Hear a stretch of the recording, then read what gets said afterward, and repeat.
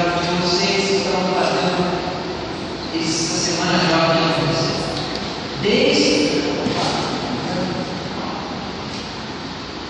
Desde quem teve a ideia do aquário, pegou as pedrinhas, e tira as pedrinhas, fez os papéis, e amarra de novo, tudo mais. A pessoa da recepção, a pessoa da música, aos nossos convidados especiais, a pessoa do som. Geralmente você vai lembrar que não dá problema, né? Mas queria agradecer a vocês que estão fazendo tudo isso possível, pastorando, também obrigado por tudo. E bem, vamos lembrar também que no sábado nós teremos tanto uma Santa Ceia, também no batismo às 6 horas da hora, e você, com certeza, é o nosso convidado especial. Queria fazer umas perguntas para você. Você sabe quantos pecados você já cometeu? Você sabe quando você já foi perdoado por Deus? Será que você foi pouco perdoado? Ou será que você já foi muito perdoado por Deus? A pergunta que seria essa: o quanto você ama? Abra sua Bíblia em Lucas capítulo 7.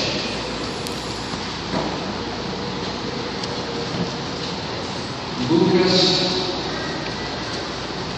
capítulo 7, nós iremos ver um texto longo. Gostaria que você acompanhasse bem de perto na sua Bíblia. Lucas capítulo 7, nós vamos ler os versos 36 ao 47. Você já achou Jesus? Você pode já fechar os seus olhos, porque nós temos que sentir a presença de Deus. Por exemplo, bondoso Pai, muito obrigado porque sabemos que o Senhor está aqui. Temos a certeza que o Senhor quer entrar no nosso coração. Por isso, nós estamos agora abrindo o nosso coração para que o Espírito Santo habite em nós, para que possamos entender a Sua palavra, para que possamos sair daqui renovados. Esse nós pedimos, será sempre de Cristo Jesus. Mateus capítulo 7, a partir do versículo 36. Lucas, obrigado, esses materiais não estão dormindo, são bom sinal. Eu quase que fiz de propósito, viu? Mas está escrevendo. Lucas capítulo 7, versículo 36 diz assim: convidou-lhe um dos fariseus que comesse com ele. Entrando na casa do fariseu, Jesus tomou lugar dele. Certa mulher da cidade, uma pecadora, sabendo que ele estava mesmo na casa do fariseu, levou um vaso de alabastro com perfume e, estando atrás de Jesus, aos seus pés, chorando, molhava-os com suas lágrimas. Então os enxugava com seus próprios cabelos, beijava-os e os inimigos ungia com perfume. Versículo 39. Quando o fariseu que o tinha convidado viu isso, disse consigo mesmo: se esse fosse profeta, saberia quem e qual era a mulher que tocou nele, pois é pecadora. Disse Jesus ao fariseu: Simão, uma coisa tenho a dizer-te. Respondeu ele, disse mestre: certo credor tinha 2 credores, um lhe devia 500 denários e o outro 50. Não tendo eles com que pagar, perdoou-lhes a ambos. Ora, qual deles o amará mais? Verso 43. Respondeu Simão: tenho para mim que é aquele a quem mais perdoou. Disse Jesus: julgaste? Então, voltando-se para a mulher, disse a Simão: vês tu essa mulher? Entrei em tua casa e não me deste água para os pés.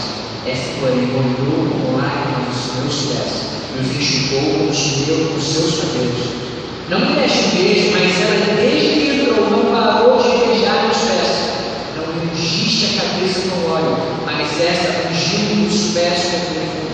Por isso te digo que os seus muitos pecados que são perdoados, pois amou muito, amou muito. Mas aquele a quem pouco é perdoado, pouco não. Então Jesus disse à mulher: os teus pecados estão perdoados. estava à mesa e começaram a dizer assim: quem é este que até me trouxe o caos? Jesus disse à mulher: na tua fé, Senhor, vai-te.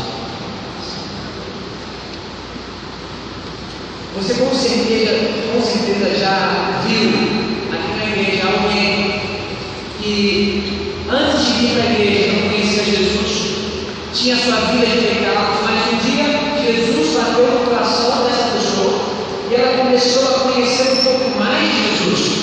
E ela foi conhecendo a Jesus, ela foi descobrindo a mensagem de Cristo e pouco a pouco ela foi descobrindo também que ela era pecadora. Então ela descobre, por exemplo, sobre o sábado, ela para de trabalhar no sábado, ela percebe que Deus perdoa ela e ela vem para a igreja e percebe que ela se sente amada por Deus, porque Deus perdoou o seu pecado, que era de ignorância. Então ela vai caminhando e ela se acha uma pessoa, quem sabe, orgulhosa e tudo mais, e quanto mais ela vai conhecer Jesus, mais ela vai perceber o quanto pecadora ela é, mais ela vai pedir perdão, mais ela é perdoada. Então essa pessoa vem aqui no culto da igreja, ela dá o seu testemunho, ela diz o quanto ela ama a Deus. Quem sabe você que já está aqui 10, 20, 30 anos na igreja, olha para ela e pensa: como eu queria amar a Deus como essa pessoa. Pode ser que você esteja falando com um jovem que, assim como eu, nasceu na igreja. Falar a verdade, eu quase nasci na igreja de anos, de passagem. Quando meu pai era pastor aqui, a minha vida começou a ter uma contração enquanto meu pai pecava. Eu realmente quase nasci na igreja. Pode ser que você tenha, não nascido literalmente, mas tenha se criado na igreja, e quando você olha para alguém que deixou o serviço do Senhor, e que voltou, e que fala do amor de Deus de uma maneira tão impetuosa, com tanto amor, com tanta sinceridade, você olha para essa pessoa e pensa: puxa vida, por que será que eu nunca saí? Por que será que desde pequenininho eu conheço a Deus? Por que será que essa igreja nos há 20, 30 anos atrás eu não tenho mais esse amor? Ou quem sabe eu nunca tive esse amor? Para falar a verdade, isso porque eu já pensei por muitas vezes. E existe um texto que parece que faz complicar a situação ainda mais. Lá para Romanos capítulo 6. Romanos capítulo 6. Ontem eu disse que esse texto está em Romanos 5. Ontem eu disse que esse texto está em Romanos 6, mas Romanos 5. Romanos 5, versículo 20. Romanos 5, versículo 20. Esse texto parece complicar toda a história. Romanos 5, versículo 20 diz assim: veio, porém, a lei para que a ofensa abundasse, mas onde o pecado abundou, superabundou a graça. Mas aí o negócio pega. Porque olha só, bem, eu nasci na igreja, eu estou há muitos anos na igreja, eu não faço mais tantas coisas erradas assim. Eu costumo ser uma boa pessoa, as pessoas olham para mim e veem como um bom ancião, um bom jovem, filho jovem, alguém que está à frente, está sempre fazendo a vontade de Deus. Bem, eu não tenho pecado tanto. Parece que a graça não tem superabundado na minha vida. Eu não tenho pecado tanto, e por isso eu não tenho sido muito perdoado, por isso eu não tenho amado a Deus. E aí o que a gente faz, pastor? Será que a gente tem que pregar para a nossa igreja que é necessário sair para então voltar a se encontrar com Deus novamente? Será que nós precisamos abandonar os caminhos de Deus para então reencontrar e ser feliz com o Pai? Meus amigos, como eu falei para vocês, eu já pensei muito dessa maneira. Mas então, eu descobri um texto que me fez mudar, me fez entender um pouco mais. Lá para 1 Timóteo, um pouquinho mais no final da Bíblia, 1 Timóteo, capítulo 1. Nós iremos ler o versículo 12 ao 17. 1 Timóteo, capítulo 1.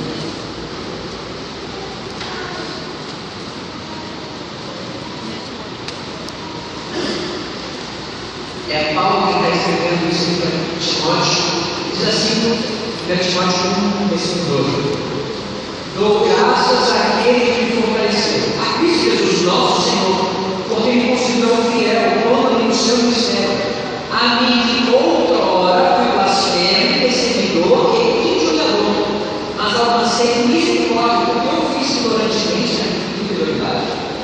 E a graça de nosso Senhor superabundou com fé no amor que há em Cristo Jesus. Fiel é esta palavra e digna de toda citação, que Cristo Jesus, presta atenção, que Cristo Jesus veio ao mundo para salvar os pecadores, dos quais eu sou o principal. Por isso, concluo, alcancei misericórdia para que em mim, o pior dos pecadores, Cristo Jesus mostrasse toda a sua longanimidade para exemplificar a vida de crer nele e receber a vida eterna. Ora, ao reino eterno, imortal e invisível, ao único Deus seja honra e glória para todos sempre. Amém. Meus amigos, quando você pensa em Paulo, que figura na sua mente? Dentro de um pecador ou de um santo? Quando eu olho para Paulo, eu não penso num pecador. Quando eu olho para Paulo, eu penso no herói da fé, aquele que levantou a bandeira do cristianismo sem medo de morrer, sem medo de ser perseguido. Paulo, ele foi um herói. Paulo é um exemplo. Inclusive, Paulo, ele olha para ele, ele fala da sua vida, inspirado pelo Espírito Santo. Ele fala aqui, para que nós sejamos imitadores de Paulo, como Paulo é de Cristo. E Paulo não falou isso porque se gabava, não. Paulo escreveu isso inspirado pelo Espírito Santo. Agora, Paulo veio para si mesmo agora nesse momento que ele disse que ele é o principal dos pecadores. E às vezes eu penso assim, que Paulo não conhecia. Porque se Paulo, que vivia o Evangelho intensamente, é o pior dos pecadores, meus amigos, não tem nada de você, pelo amor. Mas é interessante, existem duas vertentes, dois motivos por que Paulo se considera o pior dos pecadores. O primeiro motivo está mais do que claro aqui no versículo 12, versículo 13, ele diz assim, versículo 13: a mim que outrora fui blasfemo, perseguidor e gerador. Paulo, ele perseguiu a igreja de Deus. Paulo foi responsável por muitos aprisionamentos. E é interessante que Jesus encara a perseguição de Paulo não como uma perseguição de sua igreja.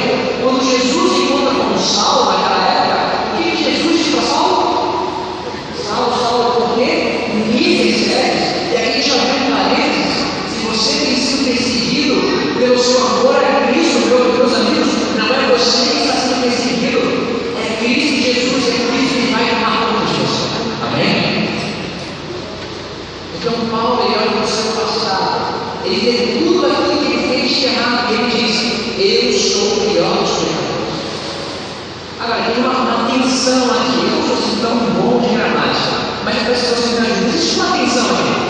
Paulo, ele fala assim, outrora, ele fala que ele é o pior dos pecadores pelas coisas que ele fez outrora no passado. Isso também. Paulo acreditava na graça de Deus? Paulo acreditava no perdão de Deus? Paulo acreditava que quando ele confessava o seu pecado, ele pedia perdão para Deus, o pecado era colocado nas profundezas do mar, sim ou não? Mas será que Paulo, ele está olhando para trás e está dizendo que os pecados ainda estão vários, os pecados ainda estão em funcionamento? Aqui existe uma coisa interessante. Paulo, ele não diz Jesus Cristo fez salvar os pecadores dos quais eu era o principal. Paulo põe o verbo no presente, dos quais eu sou o principal. Queria demonstrar isso aqui para vocês.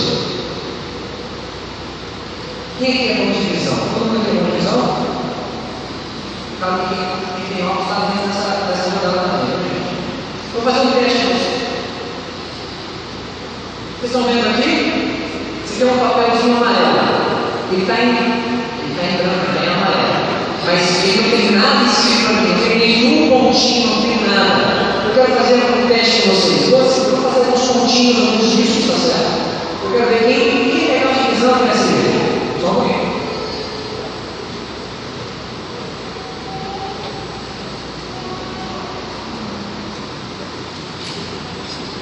Tá certo. Deixa eu pegar Raíza, você que é boa de visão. Quero que você me diga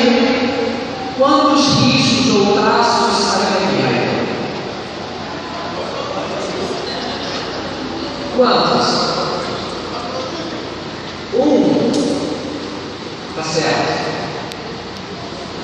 Você cantou ontem para mim, pra gente.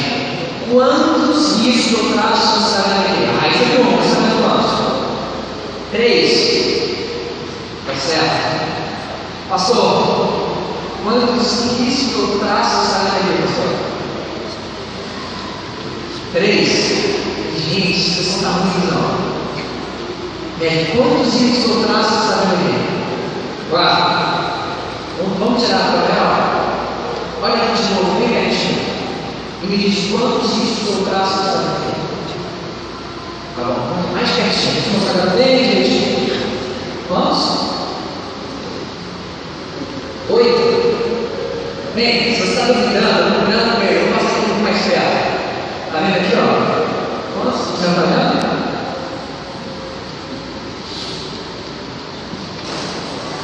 Mas tem que fazer teste no novo comissionário. Vamos lá, vamos tentar aí de novo. Você me acompanha aí. Aí, você falou que só tinha um. Não acredito que você sabe o outro. Tudo bem, vamos lá. Quantos riscos eu traço essa vendo aqui?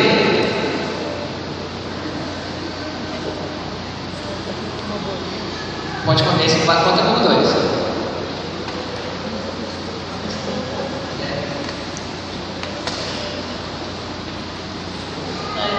7. Acho que ela está precisando aprender a contar, que não ainda não. Brincadeirinha. Bem, esse é um exemplo muito simples, mas isso demonstra algo muito importante.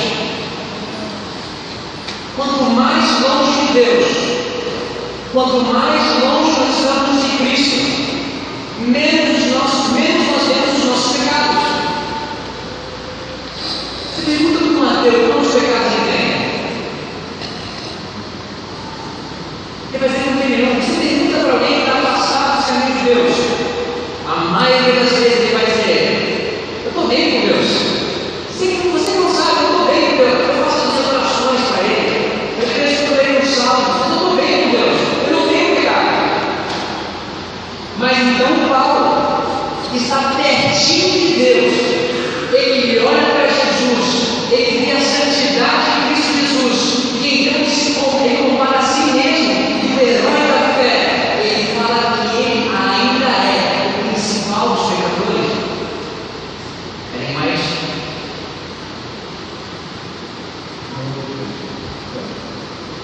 Tem mais? Ela comenta que no livro Santificação, ela comenta que toda vez que nós estamos em processo de santificação com o nosso Senhor Jesus Cristo, nós nunca acharemos que nós somos santos. Porque quando nós comparamos a excelência, a pureza, com a maldade, com o pecado, não dá certo. Eu quero fazer mais um exemplo. Eu quero conseguir 3 voluntários aqui. Nós vamos pegar os jovens dele. 3 voluntários. Pode ser Rafi, Esther, e você também. Ela tem esse banco aí. Eu não sei se é o nome aí. Por favor, vem pra cá. Joyce, tá certo. Joyce, você pode ficar parada aqui, com vontade, lá em cima. Esther e Rafi, por favor. É o seguinte. A nossa amiga Joyce, ela está representando Jesus Cristo aqui. Então faça uma cartinha de estado porque tem uma imagem positiva de Jesus. Isso. Agora vai ser triste. Tudo bem. Esther, você está aí. A Esther, ela já frequenta a igreja há 50 anos. Você há 50 anos. E ela é uma missionária na igreja. Todo mundo olha para a Esther e fala assim: essa mulher é uma mulher de Deus. Olha, eu nunca vi a Esther não fazendo nada errado. Eu nunca vi a Esther mentindo, roubando. Ela é casada, nunca se separou, ela tem filhos, filhas são mortos. Olha, é um exemplo. A Esther é um exemplo. É que a Esther é que está fora da água.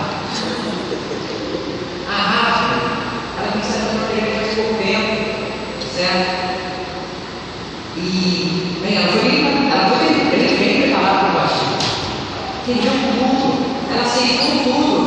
Mas acontece que ela precisa resolver muitas coisas. Chega um sábado, a Rafa, ela tropeça no quarto sábado direito.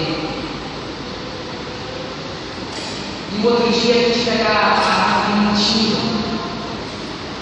A gente vai ver na Rafa cheia dos defeitos assim, que a gente viu assim, principal. E um dia a Esther, ela vê isso. E a Esther, ela põe as costas para Jesus. Ela olha para a Rafa e começa a tirar a Rafa. Rafa, você fez isso, você fez A, fez B, você não merece, pode falar o limite. Você não merece essa coisa. Agora tem uma coisa diferente. Vem para cá. Vai lá para fundo. A Rafa, um dia, ela está limpada de costas para Jesus. Fez costas.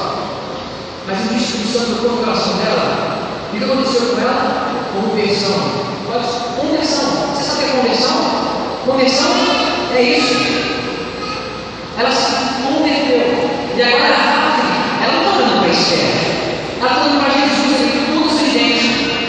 E aqui nós estamos no caminho da santificação. Deixa eu fazer uma pergunta para vocês. O mesmo quadro que vocês estão olhando. Quem está olhando para Jesus? A Rafa ou a Esther? Quem é a pessoa que nós digamos será mais santa? A Rafa ou a Esther? Mas quem está salvo nessa história? Meus amigos, nós estamos salvos não durante os nossos processos, mas nós estamos em contato com Deus diariamente. Mas sabe o que acontece? Sabe o que está comigo? É que a Rafa ela vai crescendo também. Ela vai crescendo em graça, em santificação. Ela está aqui e de repente ela fica junto com a Esther. E elas ficam amigas. E elas começam a fazer o que agora pensaram. Mas essa música, né?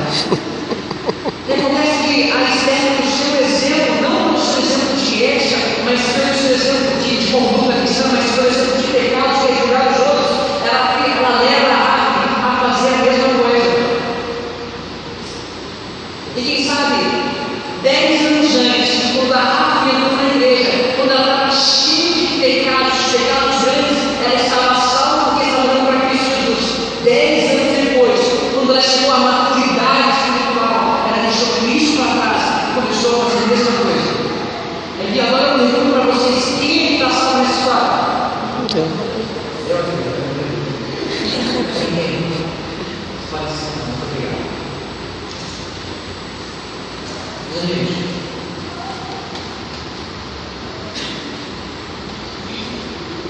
nosso pecado, deixa eu reformular a frase. Quanto mais longe nós estamos de Deus, quanto mais longe nós estamos de Cristo, mais pecados nós temos, sim ou não? Mas quanto mais próximos de Cristo, menos pecados nós temos, mas mais pecados nós enxergamos, mais pecados nós percebemos.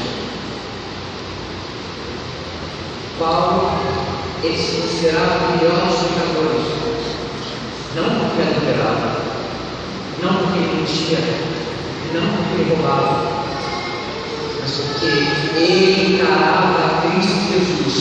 Então ele percebia pecados que quem sabe ninguém jamais percebeu. Quem sabe ele vivia coisas que ninguém mais, seus colegas, seus amigos, viviam, mas ele sabia, porque ele estava em tão próxima comunhão com Deus, que ele enxergava os defeitos, quem sabe antigamente ele não enxergava. Mas é aí que nós devemos, sabe por quê? Porque nós conhecemos a Cristo, nós somos convertidos, e nós caminhamos para mais perto de Cristo, mas um dia nós paramos e achamos que somos maduros espirituais e damos as costas para Jesus. Minha querida igreja, meus queridos jovens, é necessário que nós possamos dar um passo mais próximo de Cristo. Eu lembro quando eu morava em Florianópolis, uma linda cidade. Isso foi no ano de 2009. O pastor estava pregando, eu estava jogando com os meus amigos, pastor, ele fez uma apelo assim. Você que precisa da graça de Deus, você que vive uma vida de pecados, você que precisa do perdão de Deus, eu gostaria que você se levantasse. Então meu colega ele se levantou, e quando ele se levantou, eu me lembro que eu pensei, esse precisa. Porque na escola ele me contou o que ele fez na viagem semana passada com os amigos dele. Ele precisa da graça de Deus, ele precisa do perdão de Deus. Meu colega disse também se levantou. Ele não é tão pecador feito da direita, mas ele também precisa, porque ele já me disse que precisava, ele crescer. Foi Machado que era pecador assim? Eu não lembro dele? Nessa história, quem estava aqui? Eu não sei se ele saiu dos altos ou porque eu não conheço a sinceridade para as coisas, mas não aconteceu. Eu estava. Porque Cristo Jesus não veio salvar, não veio chamar os sãos. Cristo Jesus não veio chamar os sãos, mas Cristo Jesus veio chamar os doentes, os pecadores ao arrependimento. Porque somente aquele que olha para Cristo vai enxergar a sua verdadeira natureza e vai enxergar que precisa de um Salvador. Agora, eu peço para vocês, eu convido a vocês a dar mais um passo. Porque Deus, Ele não quer simplesmente que você não tenha relação sexual fora do casamento. Deus quer pureza. E pureza inclui o que você enxerga, aquilo que você pensa. E às vezes alguém diz assim, eu sou puro, eu não sou virgem, mas a cabeça está cheia de porcaria. Isso não é o que Deus pede. Deus pede uma mente pura, um coração puro, uma entrega total. E aí você, jovem, quem sabe por falta de coragem ou por falta de oportunidade, ainda se mantém vivo. Você vai para os seus amigos que já fizeram isso. Precisam da graça, precisam se converter. Mas eu estou vendo. O que você está vendo? O que você está pensando? Então, você descobre sobre o sábado. O que você faz? Você para de trabalhar no sábado. E você pensa que parar de trabalhar no sábado é o que você está fazendo, não posso comprar no sábado, então está ótimo. Mas quais são as suas conversas? Qual é o seu sentimento? O livro de Isaías diz: quando achares o sábado como deleitoso, agradável, então se agradará ao Senhor. Eu te pergunto, como é o sábado para você? Não, quando eu conhecia Jesus Cristo, eu deixei de odiar o meu inimigo. Não, Deus quer muito mais. Deus quer que você o ame. Deus quer que você ore por ele. Sabe, nosso grande problema é que nós nos acomodamos. Chegamos à nossa maturidade espiritual. Achamos Cristo capaz, achamos que somos melhores do que todos os outros, mas pode ser que uma prostituta seja salva, pode ser que um drogado seja salvo, pode ser que um assassino como Davi seja salvo, pode ser que uma mulher que tentou várias vezes possessão seja salva. Mas você que se acha santo, você que acha que está aqui pertinho de Cristo, mas está de costas para Ele, quem sabe você que seja perdido. Meus amigos, eu ainda quero chegar num ponto de fala, dizer, eu sou o principal dos pecadores. A verdade é difícil, nós nos achamos melhores do que os outros. E lá no fundo, nós não queremos reconhecer os nossos erros. Porque lá no fundo, nós nos acostumamos a sermos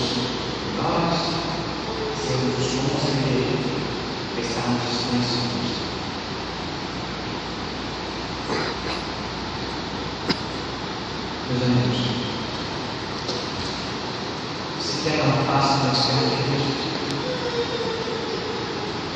Você quer continuar a caminhar mais perto de Cristo? Você quer, além dos pecados que você já deixou, que você já abandonou, você quer continuar para mais perto desse Salvador?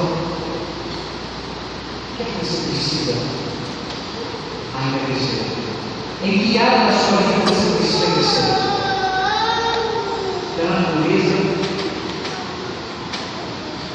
Será no cuidado com o próximo, no amor ao próximo? Será que é seu orgulho? Será que é a maneira como você representa Jesus Cristo? Será que é a sua ira? Porque beber não pode, comer que a gente come não pode, mas e a sua ira, meu irmão? E o ódio que você guarda no seu coração? E aquela mágoa, aquela ânsia que você carrega de alguém que você ainda não perdoou? E está na hora de darmos um passo para mais perto de Cristo Jesus. E está na hora de chegarmos à santidade, à pureza de Cristo. E está na hora de sermos mais semelhantes àquele que nos salvou. Nós devemos ficar na busca.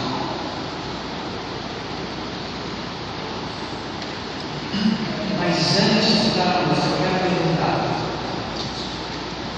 quem é o jovem que representa Jesus Cristo,